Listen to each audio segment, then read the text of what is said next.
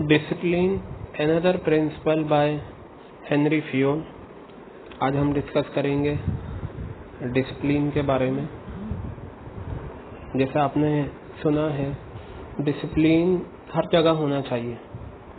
आपकी लाइफ में अगर डिसिप्लिन है तो लाइफ बहुत अच्छे से गुजरती है। आपके घर में भी डिसिप्लिन हो, आपकी लाइफ में भी डिसिप्लिन हो, आपका जो वर्क प्लेस है वहाँ भी डिसिप्लिन हो, तो सारे काम स्मूथली चलते हैं। अब हम समझते हैं कंपनी के पॉइंट ऑफ व्यू से डिसिप्लिन का क्या मतलब होता है। डिसिप्लिन का मीनिंग बताया, discipline is the obedience to code of conduct. Code of conduct basically वही होता है well written rules and regulations. Discipline का मतलब होता है जो कोड ऑफ कंडक्ट है, जो ऑर्गेनाइजेशन के रूल्स हैं और जो एम्प्लॉयमेंट एग्रीमेंट है। यानी कि जब हमें किसी कंपनी में नौकरी मिलती है तो उस वक्त एक डॉक्यूमेंट मिलता है जिसे हम जॉब कॉन्ट्रैक्ट या एम्प्लॉयमेंट एग्रीमेंट बोलते हैं। उसमें जो बातें लिखी होती हैं और जो ऑर्गेनाइजेशन के रूल्स हैं उनको जब हम ओबे करेंगे, उनका ओबीडियंस करेंगे, इसका मतलब क्या होता है, डिसिप्लिन होता है। क्लियर हो गई बात या नहीं? और आगे बढ़ते हैं। डिसिप्लिन में हेनरी फ्योल ने क्या कहा? हेनरी फ्योल ने ये कहा, there should be clear and fair agreement between superior and subordinates. देखिए, सुपीरियर का मतलब मैनेजर हो गया, सबऑर्डिनेट्स का मतलब एम्प्लॉइज हो गया। हेनरी फ्योल ने ये कहा कि एम्प्लॉइज और मैनेजर के बीच में बिल्कुल क्लियर एग्रीमेंट होना चाहिए। कोई बात एक दूसरे से ना छुपाए, जो भी बात है वो साफ क्लियर कर देनी चाहिए। आगे बताया हेनरी फ्योल ने, workers and management both should honour their commitments.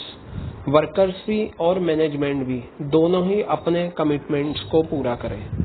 जो वर्कर्स का कमिटमेंट है वो उसे पूरा करें, जो मैनेजमेंट का कमिटमेंट है वो उसे पूरा करें। चलिए इसका एक एग्जाम्पल हम देखते हैं, एग्जाम्पल से इसे समझेंगे कि ये क्या है। तो यहाँ पर देखिए मैंने एग्जाम्पल लिया। एग्जाम्पल है, the employees must honour their commitment towards the organisation.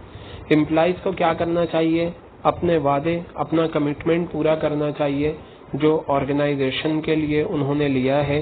By working effectively and efficiently. Effectively और एफिशिएंटली काम करके वो अपना कमिटमेंट पूरा करें। On the other hand, superior must also meet their commitment by meeting their promises of increment, promotion, wage revisions। मतलब example में ये बताया है कि एम्प्लॉइज को भी अपना कमिटमेंट ऑनर करना चाहिए और ऑर्गेनाइजेशन को भी अपना कमिटमेंट ऑनर करना चाहिए। एम्प्लॉइज का कमिटमेंट ये है कि एम्प्लॉइज इफेक्टिवली और एफिशिएंटली काम करें, और मैनेजमेंट का, सुपीरियर का कमिटमेंट ये है कि उन्होंने जो वादा करा था कि अच्छा काम करोगे इंक्रीमेंट मिलेगा, अच्छी परफॉर्मेंस दोगे प्रमोशन मिलेगा, और जो तुम्हारी सैलरी है या जो वेजेस हैं उनमें हम रिवीजन करेंगे अगर आप अच्छा काम करोगे। तो एम्प्लॉइज को क्या, मैनेजमेंट को क्या करना चाहिए? अपने इस कमिटमेंट को भी पूरा करना चाहिए। इसी को डिसिप्लिन कहते हैं। मतलब डिसिप्लिन जो फॉलो होगा वो मैनेजमेंट की तरफ से भी होगा और एम्प्लॉइज की तरफ से भी होगा। अब यहाँ पर बताया एक पॉइंट, अगर आप देखें, proper discipline requires judicious application of penalties. ये सेंटेंस याद रख लेना। ये सेंटेंस अक्सर स्टोरी टाइप क्वेश्चन में पूछा जाता है कि हेनरी फ्योल के 14 प्रिंसिपल में अगर हम किसी भी प्रिंसिपल को वायलेट करेंगे तो फिर क्या होगा? पेनल्टीज लगेंगी। अगर आप डिसिप्लिन को वायलेट करेंगे तो क्या होता है? पेनल्टी लगती है। और यहाँ नीचे पॉइंट में बताया हेनरी फ्योल ने, Fayol insist that discipline is required at superior as well as subordinate level. Henry Fayol ने यह कहा कि डिसिप्लिन जो फॉलो होता है वो सुपीरियर लेवल पर भी होता है और सबऑर्डिनेट लेवल पर भी होता है। यानी कि डिसिप्लिन मैनेजमेंट को भी फॉलो करना पड़ता है और सबऑर्डिनेट को भी फॉलो करना पड़ता है।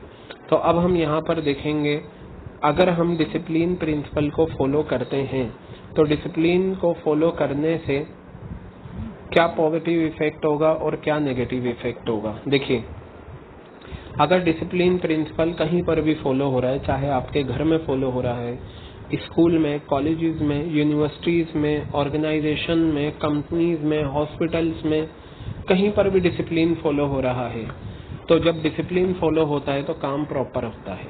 Is it clear?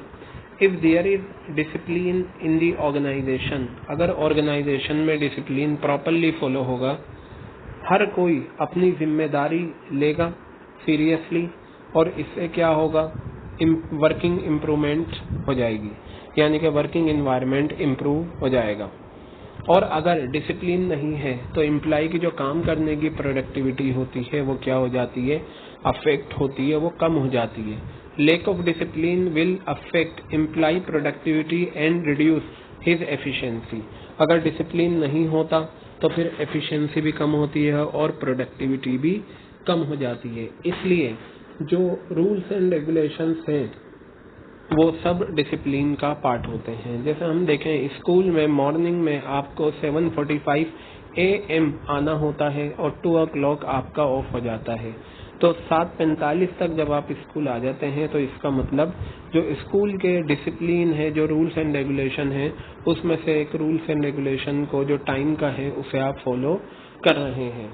और भी दूसरे नॉर्म्स होते हैं स्कूल में कि रिसेस 4th पीरियड के बाद होगी, और इसी तरीके से और कंपनीज में बहुत सारे रूल्स एंड रेगुलेशंस होते हैं। इसके हम कुछ एग्जांपल देखते हैं फोटोग्राफ के थ्रू। तो यहाँ पर आप देखिएगा, यहाँ मैंने कुछ फोटोज हैं जो आपके सामने हैं। देखिए यहाँ पर बना हुआ है स्मोकिंग को लेकर, नो स्मोकिंग। आपने देखा होगा कई सारी जगह पर क्या होता है, लिखा होता है कंपनीज में, सिनेमा हॉल में, नो स्मोकिंग जोन, कि यहाँ पर स्मोकिंग नहीं करनी। इसका मतलब क्या है कि आप यहाँ पर डिसिप्लिन फॉलो करना है आपको, स्मोकिंग ना करके। तो ये हमारा प्रिंसिपल था डिसिप्लिन, जिसमें हमने क्या सीखा। डिसिप्लिन में हमने देखा कि ऑर्गेनाइजेशन के रूल्स, एम्प्लॉयमेंट एग्रीमेंट की जब हम ओबे करते हैं तो ये डिसिप्लिन है।